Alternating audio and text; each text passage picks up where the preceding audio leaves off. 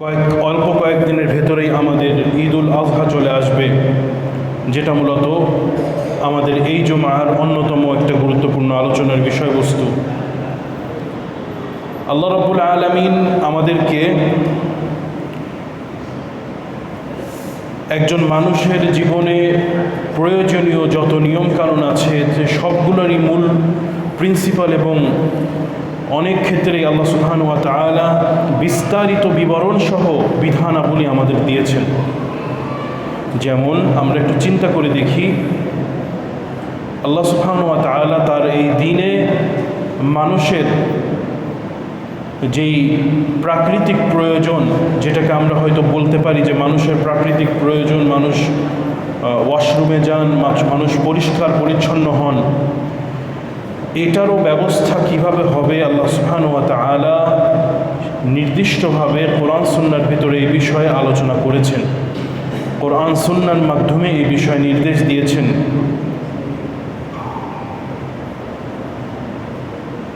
অনেক ক্ষেত্রে অবিশ্বাসীরা, কাফেররা আল্লাহর দ্বীনের এই যে খুঁটিনাটি বিষয়েও আল্লাহ সুবহানাহু ওয়া তাআলা নির্দেশ দিয়েছেন, এটাকে এনে আল্লাহর দ্বীনকে কটাক্ষ করার চেষ্টা করেছেন। এটা শুধু আজকের কথা নয়, এটা হলো সাহাবায়ে কেরাম রাদিয়াল্লাহু আজমাইন, তাদেরকেও সেই সময়ের কাফেররা এই ধরনের উল্টোপাল্টা প্রশ্ন করত যে আপনাদের নবী বা তোমাদের নবী তোমাদেরকে এটাও শেখান। সাহাবায়ে কেরাম রাদিয়াল্লাহু আনহুম আজমাইন তারা তখন সেসব মানুষদেরকে স্পষ্টভাবে বলেছেন যে হ্যাঁ, আমাদের নবী আমাদেরকে এগুলোও শিখিয়েছেন। আর আজকে যদি আমরা বিশ্বব্যাপী মানুষ কিভাবে পরিষ্কার পরিচ্ছন্ন হন এই বিষয়গুলোর দিকে যারা দেখেন, তারা দেখতে পাবেন যে মুসলিমরা পৃথিবীতে সবথেকে বেশি পরিষ্কার পরিচ্ছন্নতা রক্ষা করে চলেন, সবথেকে বেশি স্বাস্থ্যকর উপায়ে বসবাস করেন। ব্যক্তিগত স্বাস্থ্য, খাবারের ক্ষেত্রে পরিচ্ছন্নতা, বাড়ির আঙ্গিনা আশেপাশে পরিষ্কার পরিচ্ছন্নতা রাখা থেকে শুরু করে প্রতিটি ক্ষেত্রে একজন মুসলিম পৃথিবীর অন্য যে কোনো মানুষের তুলনায় বেশি পরিষ্কার পরিচ্ছন্নতা সে অভ্যস্ত হয়ে গড়ে ওঠার জন্য সে শিক্ষা পেয়ে থাকে। হ্যাঁ, এটা হতে পারে একজন মানুষ তার ব্যক্তিগত চয়েসের কারণে সে ব্যক্তি অনেক পরিষ্কার পরিচ্ছন্ন থাকেন, কিন্তু এটা তার মূল প্রিন্সিপাল আদর্শ, তার মূল নির্দেশের ভেতরে না। কিন্তু আল্লাহ সুবহানাহু ওয়া তাআলা মুসলিমদের প্রতি নির্দেশ দিয়ে রেখেছেন। সম্মানিত হাজিরিন, এভাবে করে আমরা দেখতে পাই আল্লাহর দ্বীনে মানুষের মৃত্যুর পর কিভাবে তার সম্পদ বন্টন হবে একেবারে স্পষ্ট করে দেওয়া আছে। সবথেকে স্পষ্ট যে বিধান আছে তার মধ্যে একটা হলো মৃত্যুর পর সম্পদ কিভাবে বন্টন হবে। কোরআনুল কারীমে স্পষ্ট করে বর্ণনা। এইভাবে আল্লাহ রাব্বুল আলামিন মানব জীবনে প্রয়োজনীয় বেশিরভাগ আলোচনা আল্লাহর দ্বীনে নির্দেশনা দিয়ে রেখেছেন। তেমনই এক নির্দেশনা হচ্ছে আমরা কিভাবে আনন্দ পালন করব। আর এই আনন্দ উৎসব এর মূল উৎস কি, আনন্দ উৎসব কোন চিন্তাকে সামনে রেখে করতে হবে, এটা কিন্তু একটা বড় প্রশ্ন। কেন আজকে আমরা দেখতে পাচ্ছি সমাজে জাতীয় যে দিবসগুলো আছে অথবা মানুষ যে দিবসগুলো উদযাপন করে, আনন্দ উৎসব করে, অনেকগুলো আছে। কিন্তু এই দিবস অথবা এই উৎসব অথবা এই উদযাপন অথবা এই মেলা, এগুলোর মূল উৎস কি, এগুলোর মাধ্যমে মানুষ উপকৃত হচ্ছে না ক্ষতিগ্রস্ত হচ্ছে, এইখানে মানুষের কি হচ্ছে, এগুলো যদি দেখা যায় তাহলে দেখা যায়, এগুলোর দিকে লক্ষ্য করলে দেখা যায় যে একটা বড় অংশের উৎসবই শুধুমাত্র নিজেরা ভোগ কেন্দ্রিক হয়ে থাকে। এটা হচ্ছে একটা সমস্যা। দ্বিতীয় সমস্যা, উৎসব আয়োজন, মেলা বা যে আনন্দের উপলক্ষগুলো আছে এর একটা বড় অংশ মানুষ এমন কাজ লিপ্ত হচ্ছে যে কাজগুলো গুনাহের কাজ। এরপরে একটা বড় অংশের উৎসবই আয়োজন হয়ে থাকে বা দিবস পালন হয়ে থাকে, এর পেছনে বিশ্বাসগত সমস্যা আছে। কেন? কারণ একটা উৎসব আমি কেন পালন করছি? ধরেন আমি নববর্ষ পালন করছি, কেন? ইংরেজি নববর্ষ কেউ পালন করছে, তার পেছনে তার ভেতরে একটা ছোট বিশ্বাস আছে যে নববর্ষের বছরের প্রথম দিনের প্রথম মুহূর্ত রাত 12:30টার দিকে 12:01 এই মুহূর্তটা যদি আনন্দের সাথে কাটে তাহলে সারা বছর ভালো যেতে পারে। এই বিশ্বাসটা কি শরীয়ত সম্মত না শরীয়ত বহির্ভূত? এটা একটি ঈমান বিধ্বংসী বিশ্বাস। আবার বাংলা নববর্ষ পালন হচ্ছে, অন্যান্য আয়োজন হচ্ছে, এমনকি খ্রিস্টানদের বিভিন্ন আয়োজন, অগ্নি পূজকদের বিভিন্ন আয়োজন, প্রকৃতি পূজারীদের বিভিন্ন আয়োজন, সেগুলো রূপান্তর ঘটে সেই দিবসগুলো সমাজে আছে, বিশ্বব্যাপী আছে। কখনো কখনো মানুষ সে দিবস পালন করছেন কিন্তু তার পেছনের এই ঘটনাটা তিনি জানেন না যে কোথা থেকে এই দিবসটা আসলো। আল্লাহ সুবহানাহু ওয়া তাআলা ঈমানদারদের জন্য আনন্দ উৎসবের আয়োজন করেছেন দুইটি উৎসবকে দিয়ে, একটি হচ্ছে ঈদুল ফিতর আর একটি হচ্ছে ঈদুল আযহা। এই দুটি উৎসবই আল্লাহ সুবহানাহু ওয়া তাআলা নিয়ম করে দিলেন যে উৎসব পালন করতে হবে মানুষজনকে সাথে নিয়ে, মানুষকে দেওয়ার মাধ্যমে, পরিবার পরিজনকে সাথে নিয়ে। আর কি উৎসব হবে দেওয়ার আনন্দের মাধ্যমে মানুষ আনন্দিত হবে, এবং উৎসব হবে ইবাদতের অংশ। আলহামদুলিল্লাহ, রমজানের পর আমরা ঈদুল ফিতর পার করেছি, আর সামনে আমাদের ঈদুল আযহা চলে এসেছে। ঈদুল আযহা আসলেই যে আলোচনাটি, বা ঈদ আসলে আমাদের যে আলোচনাটি রিলেভেন্ট হয় যে ঈদ আমরা কিভাবে দিনটা নির্ধারণ করব। রাসূলুল্লাহ সাল্লাল্লাহু আলাইহি ওয়াসাল্লাম বলছেন, আল ফিতরু ইয়াওমা ইয়াফতুরুল ইমাম ওয়াল আযহা ইয়াওমা ইউযাহিল ইমাম। ঈদুল ফিতর হবে যেদিন রাষ্ট্রপ্রধান যেদিন ঈদুল ফিতরের ঘোষণা দিয়ে ঈদুল ফিতর পালন করবেন। ঈদুল আযহা হবে সেদিন যেদিন রাষ্ট্রপ্রধান ঈদ ঘোষণা দিয়ে তিনি ঈদুল আযহা পালন করবেন সকলকে নিয়ে। সেই দিন ইবাদত মূলত অনেক ধরনের ইবাদত আছে, কোনোটা আর্থিক ইবাদত, কোনোটা একেবারে ব্যক্তিগত ইবাদত, আর কোনোটা সমাজ রাষ্ট্র সকল মানুষকে নিয়ে করার ইবাদত। যেমন আপনি আমি তাহাজ্জুদের নামাজ পড়ব, অথবা তাসবিহ তাহলিল করব, অথবা দোয়া করব, অথবা নফল রোজা রাখব, এগুলো সব একান্ত ব্যক্তিগত আমল, অন্য কোনো মানুষ জানারও প্রয়োজন নেই এই আমল সম্পর্কে। আবার আর্থিক ইবাদত আছে, যাকাত দিতে হবে, ফরজ, আল্লাহ ফরজ করেছেন যাকাত দিতেই হবে, একেবারে নামাজের মতো ফরজ যাকাত। আর্থিক ইবাদত আছে, মানুষ সাদাকা করছেন, দান করছেন, অন্যের উপকারের জন্য কাজ করছেন। আবার এমন ইবাদত আছে যাতে ব্যক্তিগত ইবাদত জড়িত, আর্থিক ইবাদত জড়িত, অন্যের সাথে মুআমালাত জড়িত। যেমন হজ, আপনার যদি কোনো মানুষের যদি নির্দিষ্ট পরিমাণ সম্পদ থাকে, সেই সম্পদটা কতটুকু? হজ করে আসার মতো সম্পদ। সেটা কি শুধু নগদ টাকা? না, শুধু নগদ টাকা নয়। যদি এমন হয় যে প্রয়োজন আপনার বাড়িতে থাকতে হবে, এটা আপনার সম্পদ, এটা সমস্যা নেই, এর বাহিরে আপনার মাঠে জমি আছে, 1 বিঘা জমি অথবা অর্ধেক বিঘা জমি, আধা বিঘা জমি বিক্রয় করলে আপনার হজ করে আসতে পারবেন, আপনার ব্যক্তিগত সম্পত্তি এটা। অথবা আপনার কাছে স্বর্ণ আছে, অলংকার আছে, অন্যান্য দামি জিনিসপত্র আছে যেগুলো আপনি শুধুই রেখে দিয়েছেন, যেগুলো যার এতটা মূল্য যে আপনি কোনো কিছু বিক্রি করলে হজ করে আসতে পারবেন, তাহলেও কিন্তু মানুষের উপরে হজ ফরজ হয়ে যাবে। ধরুন এই বছরে হজ করতে গেলে মিনিমাম সম্ভবত 6.5 লক্ষ টাকা সম্ভবত এই বছর লেগেছে, 6.5 লাখ, 7.5 লাখ কিছু একটা হবে এরকম। তাহলে এই বছর যার সেই ক্যাপাসিটি ছিল অতিরিক্ত 6 লাখ, 6.5 লাখ, 7 লাখ টাকা সম্পত্তি, নগদ টাকা বা এরকম ছিল, তার জন্য হজ ফরজ হয়ে গেছিল। কিন্তু এই যে হজ ফরজ হলো, এই বছর হয়তো তিনি যেতে পারেননি, তার কিন্তু এখনই হজ ফরজ হয়ে গেছে। যেতে পারেননি, তার উপর ফরজ রয়ে গেছে। যদি এমন হয় আগামী বছর হঠাৎ করে 10 লক্ষ টাকা হজের খরচ হয়ে গেল যে কোনো প্রেক্ষাপটে, অথবা আপনার কাছে সম্পদটা কমে গেল, তারপরেও ফরজটা কিন্তু রয়ে গেছে, ফরজটা আর মুছে যায়নি। তাহলে এখন অবশ্যই হজটাকে পালন করতে হবে, যেভাবেই হোক হজ পালন করার ব্যবস্থা করতে হবে, কারণ একবার এটা আপনার উপর ফরজ হয়ে গেছে। এখন হজের ইবাদতটা কেমন একটু দেখি। প্রথমত অর্থের সাথে সংশ্লিষ্ট আছে, যে আর্থিক সামর্থ্য থাকলে তার উপর ফরজ হচ্ছে, খরচ করে হজে যেতে হবে। দ্বিতীয়, হজের ভিতরে যেই ইবাদতগুলো আছে এইগুলো একান্ত আপনার আল্লাহর সাথে সম্পর্ক, ব্যক্তিগত সম্পর্কের ইবাদত। যেমন আরাফার মাঠে আপনি আল্লাহর কাছে দোয়া করবেন, আল্লাহ রাব্বুল আলামিন আরাফার ময়দানে, হজের দিনে আরাফার ময়দানে, আরাফার দিনে যে দোয়া করেন আল্লাহ তাআলা সেই দোয়া কবুল করেন। আল্লাহ যদি কারোর হজ কবুল করেন তাহলে সেই বান্দাকে একেবারে সব পাপ থেকে তাকে নিষ্পাপ করে দেন, সব পাপ ধুয়ে মুছে চলে যায়। এই যে অবস্থা, এগুলো ব্যক্তিগত আমল।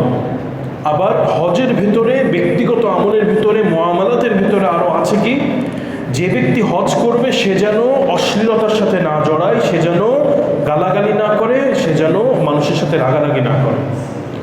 কেন? কারণ হজ এমন একটা কষ্টসাধ্য ইবাদত, এটা যত মানুষ কমফোর্টের সাথেই করুক না কেন তার কষ্ট হবেই কিছু না কিছু। লম্বা সফর, এখন তো আল্লাহ রহমতে আল্লাহ তাআলা সফর অনেক সহজ করেছেন। ঢাকায় যে বিমানে উঠলে 6 ঘন্টা 6.5 ঘন্টায় জেদ্দায় পৌঁছে যায়, তারপরে হয়তো কিছুক্ষণ অপেক্ষা করে বাসে উঠলে মক্কা শরীফে পৌঁছে যায়। আগের যুগে আমাদের এই দেশ থেকে হজে যাওয়ার জন্য মানুষ অনেক প্রস্তুতি নিয়ে যেতে হতো, আরও অনেক লম্বা প্রস্তুতি নিয়ে যেতে হতো, কারণ সফর ছিল এখান থেকে হয়তো মুম্বাইতে যেতে হবে, সেখান থেকে জাহাজে উঠতে হবে, জাহাজ যাবে জেদ্দাতে, তারপরে সেখান থেকে নেমে যাবে। অনেক কঠিন সফর ছিল। আরব দেশের অন্যান্য অঙ্গন থেকে মানুষ উটের পিঠে চড়ে হেঁটে হেঁটে ওমরা হজের সফরে আসতেন।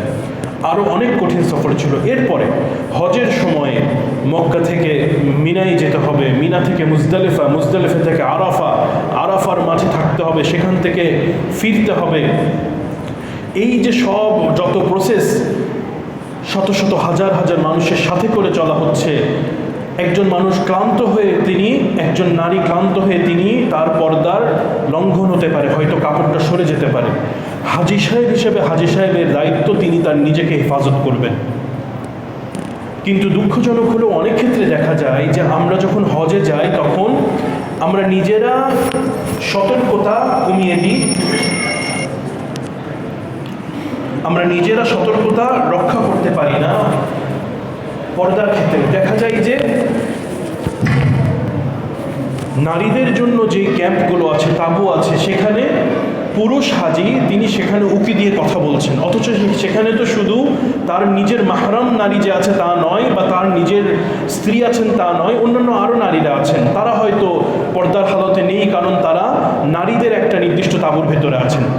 তো এই যে কাজগুলো হচ্ছে, এর মাধ্যমে হজের যে সময়ের যে বিধানগুলো তার থেকে সে ব্যক্তি ক্ষতিগ্রস্ত হয়ে যাচ্ছেন। আবার অন্য কারোর সাথে রাগারাগি হতে পারে, কষ্টের ভেতরে রাগ হয়ে যেতে পারে, কিন্তু মুআমালাত, মানুষের সাথে লেনদেন, কথাবার্তার আমলও এর সাথে জড়িত। তো আমরা যেটা বলছিলাম, আল্লাহ সুবহানাহু ওয়া তাআলা কোরবানিকে ফরজ করেছেন, হজকে এই মাসে ফরজ করেছেন, এবং কোরবানিকে আল্লাহ তাআলা ফরজ করেছেন, আমাদের এই ইবাদতটাকে ফরজ করেছেন। এবং এটা হবে মূলত চাঁদ দেখে, সামাজিক ইবাদত, সমাজের সকল মানুষকে নিয়ে ইবাদতটি হবে। আরবি মাস নির্ধারণ করা হয় চাঁদ দেখে, পঞ্জিকা বা গণনা করে নয়। নবী করিম সাল্লাল্লাহু আলাইহি ওয়াসাল্লামের সুন্নত হচ্ছে চাঁদ দেখেই রোজা রাখতে হবে, চাঁদ দেখেই রোজা ভাঙতে হবে, চাঁদ দেখেই মাস গণনা করতে হবে। নবী করিম সাল্লাল্লাহু আলাইহি ওয়াসাল্লামের সময়ের পূর্ববর্তী আগের সময়ের মানুষেরও ক্যালেন্ডার ছিল, লুনার ক্যালেন্ডার ছিল, তাদেরও আকাশ গণনার পদ্ধতি ছিল, কিন্তু নবী করিম সাল্লাল্লাহু আলাইহি ওয়াসাল্লাম সেই ক্যালেন্ডার পদ্ধতি গ্রহণ করেননি। এখন প্রশ্ন আসে যে চাঁদ এখানে এক দেশে দেখা যাচ্ছে, অমুক জায়গায় এক দেশে দেখা যাচ্ছে, আরবে একভাবে দেখা যাচ্ছে। এখানে এই আমলগুলো মূলত রাষ্ট্রের সাথে জড়িত, সমাজের প্রধানের সাথে জড়িত, সমাজের নেতৃত্বের সাথে জড়িত। ওই যে আল ফিত্র ইয়াউমা ইয়াফতুরুল ইমাম ওয়াল আযহা ইয়াউমা ইউদাহিল ইমাম, রাষ্ট্রপ্রধান যেদিন ঈদুল আজহার ঘোষণা কনফার্ম করবেন তখনই ঈদুল আজহা হবে, তখনই ঈদুল ফিতর হবে। তো সেই হিসাবে আমাদের দেশে সরকারিভাবে এই বিষয়ক আলেম ওলামাদের সংস্পর্শে থাকা ব্যবস্থাপনা আছে, সেখান থেকে মূলত নির্ধারিত হয় চাঁদ দেখার হিসাবটা কীভাবে গ্রহণ করা হলো, এবং সেই অনুযায়ী মূলত সমাজে আমলটা হয়, দেশব্যাপী আমলটা হয়। তো মূলত কোরআন সুন্নাহ অনুযায়ী আমাদেরকে এই একসাথে করে এই কাজটা করাটা জরুরি। এখানে বিচ্ছিন্নতা কাম্য নয়, বরং এটা সুন্নাহ বিরোধী একটি কাজ। আমরা যদি সাহাবায়ে কেরাম রাদিয়াল্লাহু আনহুম আজমাইনদের আমলের দিকে তাকাই, তাহলেও এই কথাটা দেখতে পাবো যে রাসূলুল্লাহ সাল্লাল্লাহু আলাইহি ওয়াসাল্লামের ওয়াফাতের পরবর্তীতেও খোলাফায়ে রাশিদিনদের সময়, তাদের পরবর্তী সময় যখন ইসলামী খেলাফত যখন অনেক বিস্তৃত হয়েছে, শাম পর্যন্ত গিয়েছে, অনেক দূর দেশ পর্যন্ত গিয়েছে, তখন প্রতিটা প্রদেশে যেখানে যেখানে যেখানে আমির ছিলেন তিনি তার নেতৃত্বে, অথবা যেখানে যিনি দায়িত্বশীল ছিলেন তার নেতৃত্বে সেখানের চাঁদ দেখার সিদ্ধান্ত হয়েছে, এবং তারা সেখানে রোজা পালন করেছেন, মাস নির্ধারণ করেছেন, ঈদ পালন করেছেন। তো যে কারণে এই বর্ণনা থেকে আমরা বুঝতে পারি যে নবী করিম সাল্লাল্লাহু আলাইহি সাল্লামের সময়, তার সাহাবায়ে কেরামদের সময়, সেই সময় থেকেই মূলত দূরে দূরে বিভিন্ন এলাকাতে একটু দিন পার্থক্য হওয়াটা এটা অন্যায় কিছু হিসেবে গ্রহণ করা হয়নি, বা অন্যায় হিসেবে এটাকে ধরা হয়নি। সম্মানিত হাজিরিন, আজকে আমরা এটা আলোচনা করছি কারণ আমাদেরও আলহামদুলিল্লাহ আমরাও আমাদের দেশে সকলে ঐক্যবদ্ধভাবে যেন একটি সমাজ গড়তে পারি, মুসলিমরা যেন সকলে ঐক্যবদ্ধ থাকতে পারে, এই কারণে আল্লাহ সুবহানাহু ওয়া তাআলা ও তার রাসূলের বিধানগুলো আমরা মেনে চলতে চাই। সম্মানিত হাজিরিন, ঈদুল আযহা এর সবথেকে মর্যাদাপূর্ণ কাজগুলোর ভেতরে আছে কোরবানি করা। কোরবানি করবেন যার সামর্থ্য আছেন, যার সামর্থ্য আছে তার উপরে কোরবানি ওয়াজিব হয়, তিনি কোরবানি করবেন। এবং নবী করিম সাল্লাল্লাহু আলাইহি ওয়াসাল্লাম বলেছেন, মান ওয়াজাদা সাআতান লিআন ইউদাহিয়া ফালাম ইউদাহি ফালা ইয়াহদার মুসাল্লানা, যার সামর্থ্য আছে কোরবানি করার কিন্তু সে কোরবানি করলো না, সে যেন আমাদের ঈদের মাঠে যেন সে হাজির না হয়। নবী করিম সাল্লাল্লাহু আলাইহি ওয়াসাল্লাম বেশ কঠিনভাবে বলছেন। কেন? কারণ কোরবানি করা একটা অনেক বড় ইবাদত। যারা হজে যান, হাজি সাহেবের উপরে মূলত কোরবানি ফরজ থাকে না। যিনি মক্কায় এবছর হজে আছেন, তিনি কোন ধরনের হজ করছেন তার উপর নির্ভর করে সেখানে সে হজের একটি জবেহ করা লাগে সেটা করবেন, অথবা তার উপর জরুরি থাকবে না। যেমন তিনি যদি তামাত্তু হজ করে থাকেন তাহলে তার উপর একটি জবেহ করতে হবে। আবার অন্য কেরান আছে, ইফরাদ আছে, এইভাবে করে হজের পর্যায় বা হজের ধরন আছে। তামাত্তু করলে তার উপরে জবেহ করতে হবে। তবে সেই জবেহ এবং কোরবানি এই দুটি আলাদা। কোরবানি ফরজ হবে যারা দেশে থাকবেন, তাদের উপর সামর্থ্য আছে, অথবা যারা হজে নেই তাদের জন্য মূলত কোরবানি ফরজ হচ্ছে। আর যারা হজে যাচ্ছেন তারা তো একটি অনেক বড় আমল করছেন। যারা হজে যাচ্ছেন না, দেশে বসেও তাদের সেই মর্যাদা পাওয়ার কিছু সুযোগ আছে। তার মধ্যে একটি হচ্ছে জিলহজ মাসের প্রথম দিনগুলো অত্যন্ত মর্যাদাপূর্ণ দিন। এই দিনগুলোতে রোজা রাখা, নফল সিয়াম পালন করা অত্যন্ত মর্যাদাপূর্ণ ইবাদত। বিশেষ করে হজের দিন 9ই জিলহজ, এই দিনে রোজা রাখাটা খুবই মর্যাদাপূর্ণ ইবাদত। এই জন্য আমরা চেষ্টা করব সম্ভব হলে 9ই জিলহজ এবং সর্বোপরি এই মাসের শুরু থেকে, জিলহজ মাসের শুরু থেকে কোরবানির আগ পর্যন্ত রোজা রাখা। সম্মানিত হাজিরিন, আল্লাহ নবী সাল্লাল্লাহু আলাইহি ওয়াসাল্লাম কোরবানির বিধান দিয়েছেন, যার সামর্থ্য আছে সে ব্যক্তি কোরবানি করবেন। কোরবানি কেমন পশু করবেন সে বিষয়ে স্পষ্ট নির্দেশনা আছে। সুস্থ পশু করবেন, নির্দিষ্ট বয়স হতে হবে। ছাগলের ক্ষেত্রে একরকম, দুম্বার ক্ষেত্রে একরকম, উটের ক্ষেত্রে একরকম, গরুর ক্ষেত্রে একরকম। তবে এই উট, গরু, দুম্বা, ছাগল, এই সমস্ত ভেড়া, এসব গবাদি পশুকেই মূলত কোরবানি করতে হয়। রসুল করিম সাল্লাল্লাহু আলাইহি ওয়াসাল্লাম সাধারণত দুটি মেষ জবেহ করতেন, মেষ কোরবানি করতেন। তিনি কাটান দেওয়া মেষ কোরবানি করতে পছন্দ করতেন। তার মধ্যে একটি তিনি তার নিজের এবং নবী করিম সাল্লাল্লাহু আলাইহি ওয়াসাল্লাম এবং তার পরিবারবর্গের জন্য তিনি কোরবানি করতেন, এবং আরেকটি তিনি সকল উম্মতের জন্য তিনি কোরবানি করতেন, তাদের জন্য তিনি কোরবানি করতেন। কোরবানি মূলত আমরা আল্লাহর নামে করি, আমাদের পক্ষ থেকে। তো নবী করিম সাল্লাল্লাহু আলাইহি ওয়াসাল্লাম একটি কোরবানি করতেন তার এবং তার পরিবারবর্গের পক্ষ থেকে, আরেকটি সকল উম্মতের পক্ষ থেকে। পরবর্তী আমাদের যে প্রশ্নটি আসে যে কোরবানি তো আমরা করছি, কিন্তু কোরবানির গোশতটাকে আমরা কি করব? সম্মানিত হাযরিন, আল্লাহ সুবহানাহু ওয়া তাআলা এই ঈদগুলোকে গরিব, দুঃখী, অসহায় সমাজের সব মানুষদেরকে নিয়ে পালন করার ব্যবস্থা করেছেন। যে কারণে ঈদুল ফিতরের সময় আমরা ঈদের নামাজে যাওয়ার আগে ফিতরা প্রদান করে যাই গরিব অসহায়দেরকে, আর ঈদুল আজহার দিন আমরা কোরবানি করি এবং সেই কোরবানির গোশত আমরা গরিব অসহায় সহ পরিবার, পরিজন, আত্মীয় স্বজন সবার সাথে আমরা শেয়ার করি, এবং এটা কোরবানির একটা গুরুত্বপূর্ণ বিধান। তবে এখানে ফ্লেক্সিবিলিটি আছে। কেমন ফ্লেক্সিবিলিটি? যেমন আছে তেমন কিছু বাউন্ডারি আছে। বাউন্ডারিটা একটু শুনি। বাউন্ডারিটা হচ্ছে কোরবানি করতে হবে আল্লাহ সন্তুষ্টির নিয়তে, যে আল্লাহ বলেছেন এই জন্য আমি করছি। আল্লাহ তাআলা মূলত কোরবানির নিয়তটাকেই দেখবেন, তাকওয়াটা দেখবেন। লা ইয়ানালাল্লাহু লুহুমুহা ওয়ালা দিমাউহা ওয়ালাকিন ইয়ানালুহু তাকওয়া মিনকুম। আল্লাহ তাআলা আল্লাহর কাছে কোরবানির গোশতও যায় না, রক্তও পৌঁছায় না, কিন্তু মানুষের তাকওয়াটাকে আল্লাহ গ্রহণ করেন। তো মূলত মানুষ তাকওয়া অবলম্বনের জন্য কোরবানি করবেন, আল্লাহর নির্দেশ পালনের জন্য, মানুষকে দেখানোর জন্য নয়। এটা একটা বড় বাউন্ডারি, যে আমরা মানুষকে দেখানোর জন্য কোরবানি করব না। এটা প্রথম বাউন্ডারি। এরপরে কি? এরপরের যে বাউন্ডারিটা আছে যে কোরবানি করব আমরা, গোশত খাবো, ঘরে রেখে দেব, এই বছর একটা বড় গরু কোরবানি করলাম যাতে করে আমার আগামী বছর পর্যন্ত ফ্রিজে গোশত রেখে চালিয়ে দিতে পারি, এই নিয়তে নয়। বরং কোরবানি করব আমি যতটা সম্ভব, যতটুকু পারি আমি গরিব, দুঃখী, আত্মীয় স্বজন সবার কাছে আমি বিলি করব। এটা যে 3 ভাগের 1 ভাগই হতে হবে, এই 3 ভাগের 1 ভাগই হতে হবে এটা জরুরি না। কেউ যদি অর্ধেক গরু তিনি দান করতে চান, কোনো বাধা নেই। আবার নিজেরা খাবেন, পরিজনকে দিবেন, এই চেতনা নিয়ে মূলত কোরবানি করতে হবে। সম্মানিত হাযরিন, আল্লাহ সুবহানাহু ওয়া তাআলা কোরবানির মাধ্যমে আমাদেরকে তার একটি বিধান দিয়েছেন। কোরবানির সাথে সংশ্লিষ্ট আছে ইব্রাহিম আলাইহিস সালামের ঘটনা। আমরা সকলেই জানি যে ইব্রাহিম আলাইহিস সালাম তিনি একদম জীবনের একটা বার্ধক্য মুহূর্ত পর্যন্ত ইব্রাহিম আলাইহিস সালামের সন্তান হয়েছিল না।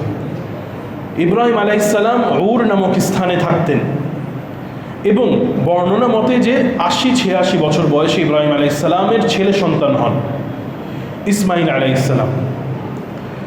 এরপরে ইব্রাহিম আলাইহিস সালাম আল্লাহ সুবহানাহু ওয়া তাআলার পক্ষ থেকে নির্দেশ পান যে ইব্রাহিম তার সন্তানকে নিয়ে যেয়ে নির্দিষ্ট স্থানে জবাহ করতে হবে। ফালাম্মা বালাগা মা'হু সা'য়া قال يا بني إني أرى في المنام أني أذبحك فانظر ماذا ترى قال يا أبت افعل ما تؤمر ستجدني إن شاء الله من الصابرين। যখন ইব্রাহিম আলাইহিস সালামের সন্তান ইসমাইল আলাইহিস সালাম একটা নির্দিষ্ট বয়সে এসে পৌঁছলেন, তখন ইব্রাহিম আলাইহিস সালাম তার সন্তানকে কি বললেন? قال يا أبت إني أرى في المنام قال يا بني إني أرى في المنام أني أذبحك فانظر ماذا ترى। হে আমার সন্তান, আমি স্বপ্নে নির্দেশ পেয়েছি যে আমি তোমাকে জবাহ করছি, তোমার কি মতামত? কোরআনুল কারীম স্পষ্ট বর্ণনা। ইসমাইল আলাইহিস সালাম বলছে قال يا أبت افعل ما تؤمر। ও আমার পিতা, ইয়া আবাতি কথাটা খুব আদরওয়ালা বাবা, যেরকম আমরা বাংলায় বাবাকে কত আদরের সাথে, স্নেহের সাথে মানুষ ডাকে, শ্রদ্ধার সাথে, সেরকম খুব নিকটের একটা শব্দ ইয়া আবাতি। ইয়া আবাতি ফাআল মা তু'মার, আপনি যা নির্দেশ পেয়েছেন সেটাই করেন। সাতাজিদুনি ইনশাআল্লাহু মিনাস সাবিরিন, আপনি আমাকে সবরকারীদের অন্তর্ভুক্ত পাবেন। সুবহানাল্লাহ। আল্লাহর নবী এবং তার সন্তান কত তাদের মর্যাদা এবং আল্লাহর নির্দেশের প্রতি কতটা তাদের কোরবানি, এই আয়াত থেকে আমরা একটু অনুভব করার চেষ্টা করি। আর একই সাথে একটু খেয়াল রাখি, লোকমুখে গল্প আছে যে ইব্রাহিম আলাইহিস সালাম সন্তানকে বললেন তোকে মেলা দেখতে নিয়ে যাব, মেলা দেখতে নিয়ে যেয়ে তাকে জবাহ করতে নিলেন, তখন হঠাৎ করে একটা জবাহ করা শুরু করলে একটা মহিষ চলে আসলো অথবা একটা ভেড়া চলে আসলো। গল্প শুনেছি না আমরা? এই বর্ণনাটা মোটেও শুদ্ধ নয় এবং অশুদ্ধ বর্ণনা, কোরআনের বিপরীত বর্ণনা। আল্লাহর নবী মিথ্যা কথা বলেননি, বরং যখন ইসমাইল আলাইহিসসালাম বললেন সাতাজিদুনি ইনশাআল্লাহু মিনাস সাবিরিন। তখন ইব্রাহিম আলাইহিসসালাম তাকে নির্দিষ্ট জায়গায় নিয়ে যেয়ে জবেহ করতে সকল প্রস্তুতি নিয়ে তিনি যখন শুরু করতে গেলেন, আল্লাহ তাআলা তখন নির্দেশ দিলেন যে তোমার কোরবানি কবুল হয়ে গেছে, তোমাকে এর বদলে আমি অন্য নির্দেশ দিচ্ছি। তখন আল্লাহর নির্দেশ অনুযায়ী তিনি অন্য প্রাণী কোরবানি করেন। সম্মানিত হাজিরিন, আল্লাহ রাব্বুল আলামিন তার নবীর এই ঘটনা, এই ইতিহাসকে সামনে রেখে আমাদের কোরবানির বিধান দিয়েছেন, যে এখানে আল্লাহর নির্দেশের প্রতি পরিপূর্ণ আনুগত্য হচ্ছে এটার মূল শিক্ষা। আল্লাহর নির্দেশের প্রতি পূর্ণ আনুগত্য হচ্ছে এটা মূল শিক্ষা। তো এই শিক্ষাই মূলত আমরা অর্জন করতে চাই। আমরা লোক দেখানোর জন্য কোরবানি করব না, আমরা মানুষ দেখানোর জন্য, সমাজ থেকে বাহবা নেওয়ার জন্য কোরবানি করব না, আমরা গোশত ফ্রিজে রেখে খাওয়ার জন্য করব না। হ্যাঁ, তবে গোশত আমরা খেতে পারি, আত্মীয়কে দিতে পারি, দিব, গরিব অসহায়দেরকেও আমরা এই গোশত পৌঁছে দেবো ইনশাআল্লাহ। সম্মানিত হাজিরিন, এই যে ইব্রাহিম আলাইহিস সালামের স্বপ্নের ঘটনা জানলাম, এর সাথে একটা সংশ্লিষ্ট আলোচনা করে নিই।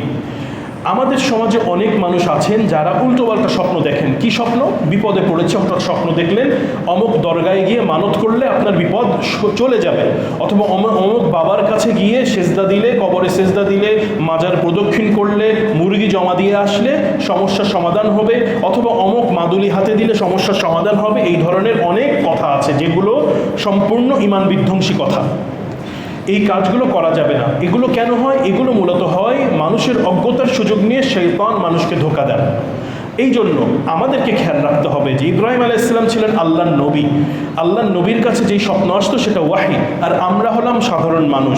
আমরা যদি কেউ ভালো স্বপ্নও দেখি তাহলে সেটাকে মূলত শরীয়তের মানদণ্ড নিয়ে মাপতে হবে যে শরীয়ত অনুযায়ী এটা বৈধ কিনা। যেমন অনেক মানুষ আছেন হঠাৎ করে নামাজ পড়া বন্ধ করে দিয়েছেন। কি হলো? আমি স্বপ্ন দেখেছি আমার নামাজ মাফ হয়ে গেছে, আর নামাজ পড়া লাগবে না। এই কথাটা কি শরীয়ত সম্মত না? এই কথা মোটেও শরীয়ত সম্মত নয়, বরং এটা হচ্ছে শয়তানের ধোঁকা।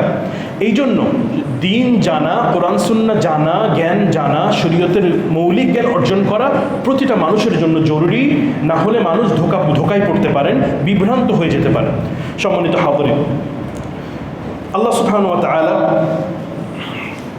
মানুষের সাথে মানুষকে সহযোগিতা করার জন্য ব্যবস্থা করেছেন, এবং এই কোরবানির মাধ্যমে আমরা মানুষের কাছে যাই। আমরা চেষ্টা করব ইবাদতকে ইবাদতের মতো করে পালন করার জন্য, এবং আল্লাহ যে উৎসব দিয়েছেন এই উৎসবকে সামনে রেখে যেন কোনো ধরনের অশ্লীলতা, অরাজকতা, হারাম চর্চা যেন না হয়। এই জন্য আমরা সমাজে সকলের প্রতি আমরা উৎসাহ উদ্দীপনা জানাবো এবং তাদের কাছে দাওয়াত পৌঁছাবো। ছোট বড় সকলকে নিয়ে আনন্দের সাথে আমরা এই ঈদটা পালন করবো ইনশাআল্লাহ। সম্মানিত হাজিরিন, মানুষের উপকার করা, মানুষের সহযোগিতা করা, এটা অনেক বড় একটা নেক ইবাদত, নেক আমল। এবং আল্লাহ সুবহানাহু ওয়া তাআলা যে ব্যক্তি মানুষের সহযোগিতা করে আল্লাহ তাআলা তার সহযোগিতা করেন। ওয়াল্লাহু ফি আউনিল আবদ মা কানা আল আবদু ফি আউনি আখিহি। যতক্ষণ পর্যন্ত মানুষ অন্যের সহযোগিতা করতে থাকে, অন্যের সাহায্য করতে থাকে, আল্লাহ তাআলাও সেই বান্দাকে সাহায্য করতে থাকেন। এই জন্য আমরা মানুষের পাশে দাঁড়ানোর চেষ্টা করব। সম্মানিত হাজিরিন, এই কুরবানিকে সামনে রেখেও আমরা মানুষের পাশে যাওয়ার চেষ্টা করি যাতে করে মানুষ উপকৃত হন। তবে একটা জিনিস খেয়াল রাখতে হবে, যেটা নফল কাজ, সাদাকা, দান, এই ক্ষেত্রে কাউকে জোর করা যায় না। এই কথাটাও দরকারি। কেন? অনেক ক্ষেত্রে আমরা অনেক ক্ষেত্রে চর্চা হয়ে থাকে যে সমাজে বিভিন্ন এলাকাতে, পাড়াতে একত্রিত করা হয় গোশত, এবং প্রত্যেকের উপর বাধ্যতামূলক থাকে যে তোমার প্রাণীর এত% গোশত আমাকে দিতেই হবে, এক জায়গায় হবে, সেখান থেকে আমরা দান করব। দান করাটা ভালো কাজ, তবে বাধ্য করা যাবে না, কারণ এটা প্রত্যেকের ইখতিয়ার। আমরা উৎসাহিত করব, দাওয়াত পৌঁছাবো, এত সুন্দরভাবে তাকে আহ্বান করব যে তিনি যেন নিজে থেকেই এখানে ইনভলভ হন। তবে এরকম কথা যেন না আসে যে জোর করে আমার থেকে নিয়ে দান করেছে, এটা করা যাবে না। সম্মানিত হাজিরিন, আল্লাহ রাব্বুল আলামিন দুনিয়ার জীবনটা সমাজের সাথে নিয়ে, সমাজকে সাথে নিয়ে, সকলকে সাথে নিয়ে সুন্দরভাবে ব্যবস্থাপনা করে আগানোর জন্য দিয়েছেন, যে কারণে আমাদের প্রত্যেককেই চেষ্টা করতে হবে। আমরা সকলেই জানি যে সত্যের জন্য কাজ করা অনেক মর্যাদার কাজ, আবার একই সাথে ইয়াতীম, অসহায়, তাদের পাশে দাঁড়ানো অনেক মর্যাদার কাজ। যেমন বর্ণনা এসেছে, আনা ওয়া কাফিলুল ইয়াতীম ফিল জান্নাতি হাকাদা, আমি এবং ইয়াতীমের কাফালত যে গ্রহণ করে, ইয়াতীমের যে দায়িত্ব গ্রহণ করে, তারা পাশাপাশি দাঁড়াবে। নবী সাল্লাল্লাহু আলাইহি ওয়াসাল্লাম পাশাপাশি থাকবেন জান্নাতে বলে দুটো আঙ্গুল পাশাপাশি নিয়ে দাঁড় করিয়ে দেখিয়ে দিলেন। অন্য জায়গায় বর্ণনা এসেছে, আস-সাই আলাল আগমালাতি ওয়াল মিসকিন কাল মুজাহিদ ফি সাবিলিল্লাহ ওয়াল কাইম লা ইয়াফতুর ওয়াস সাইম লা ইয়াফতুর। আমি আস-সাই আলাল আরমালা, বিধবাকে যারা বিধবার সহযোগিতার জন্য যারা এগিয়ে আসে, ওয়াল মিসকিন, মিসকিনের সহযোগিতার জন্য যারা এগিয়ে আসে, তাদের মর্যাদা কেমন? কাল মুজাহিদ ফি সাবিলিল্লাহ, আল্লাহর পথে জিহাদকারীর মতো মুজাহিদের সমপরিমাণ মর্যাদা কার? যে বিধবার সহযোগিতায় এগিয়ে আসে, মিসকিনের সহযোগিতায়, অসহায় সহযোগিতায় এগিয়ে আসে। এবং সেই মর্যাদার আরও বর্ণনা আসছে, শুধু মুজাহিদ ফি সাবিলিল্লাহর মর্যাদাই না, বরং তার মর্যাদা আরও বর্ণনা আসছে এমন মানুষের মতো যে অবিরামভাবে কিয়ামুল লাইল তাহাজ্জুদের নামাজ পড়তে থাকে, বিরতি দেয় না, এবং অবিরামভাবে রোজা রাখতে থাকে, কোনো গ্যাপ দেয় না। সম্মানিত হাজরিন, এজন্য আসুন না আমরা মানুষের সহযোগিতায় এগিয়ে আসতে নিজেরা উদ্বুদ্ধ হই, অন্যকে আগ্রহী করি, বিশেষ করে আমাদের যুব সমাজকে মানুষের পাশে এগিয়ে আসার জন্য তাদেরকে উদ্বুদ্ধ করি। কেন এটা জরুরি?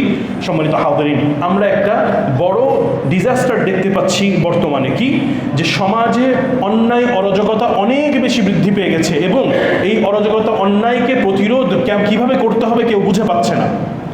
যেমন এই যে এই সপ্তাহের ঘটনা, যে নির্মম হত্যাকাণ্ড সহ যে নির্মম টর্চার এবং অন্যায়গুলো ঘটছে, এগুলো তো সকলেই জানে, নতুন করে বলার কিছু নেই।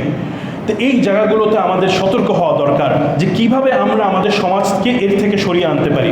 তবে একটা বিষয় আমি একটু সংক্ষেপে বলে নিতে চাচ্ছি, যে অনেক ক্ষেত্রেই আমরা দেখতে পাই যে আমাদের দেশে, আমাদের সমাজে অন্যায়, ধর্ষণ, রাহাজানি থেকে এবং হত্যার সংখ্যা অনেক বেশি বৃদ্ধি পাচ্ছে। এর পেছনে মূলত যে বিষয়গুলো দায়ী আছে তার মধ্যে একটি হচ্ছে ড্রাগস, আরেকটি হচ্ছে মানসিক বিকৃতি। মানসিক বিকৃতিটা কিভাবে আসছে একটু ভালো করে বুঝি। এই মানসিক বিকৃতি আসার পেছনে পর্নোগ্রাফি এবং উল্টাপাল্টা দেখা, উল্টাপাল্টা চিন্তা, এটা একটা বড় দায় আছে বলেই সমাজবিদরা মনে করছেন, যারা মানসিকতা, সাইকোলজি নিয়ে চিন্তা করেন, তারা এই কথাগুলো বলছেন, এবং এটা অত্যন্ত লজিক্যাল একটা এক্সপ্লেনেশন। তা না হলে আমাদের সমাজে এই যে এত বেশি বৃদ্ধি পাচ্ছে, এটার তো আর কোনো সমাধান আমরা কিভাবে যাব তাহলে? সম্মানিত হাজরিন, আল্লাহ সুবহানাহু ওয়া তাআলা মদ ও মাদককে সম্পূর্ণ নিষেধ করেছেন, কোনো শিথিলতার জায়গা নেই। একজন মানুষ মদ ও মাদকতা গ্রহণ করতে পারবেন না। এখানে যে কোনো ধরনের ড্রাগসই এটার ভিতরে অন্তর্ভুক্ত। এবং আমাদের সমাজে, আমাদের দেশে যেসব অন্যায় অপরাধ হয়, এর মেজরিটি হচ্ছে মদ ও মাদকতার মাধ্যমে। আমাদের দেশে যে কিশোর গ্যাং আছে, যে অন্যায় চক্র আছে, অথবা বিভিন্ন জায়গায় যে ছিনতাইকারী চক্র আছে, এরাও এই ড্রাগসের উপরেই মূলত এদের সব কিছু চলে। এরা নিজেরাও ড্রাগস গ্রহণ করে, এরা ড্রাগস বিক্রয় করে, ড্রাগসের সাম্রাজ্য চালানোর জন্যই প্রভাবশালী মানুষরা এদেরকে ব্যবহার করে। কথাটা সত্যি কিনা? তাহলে এই যে ড্রাগস যে জিনিসটা, মাদক যে জিনিসটা, এই এক মাদকের উপরে সম্পূর্ণ অপরাধ জগৎটা টিকে আছে।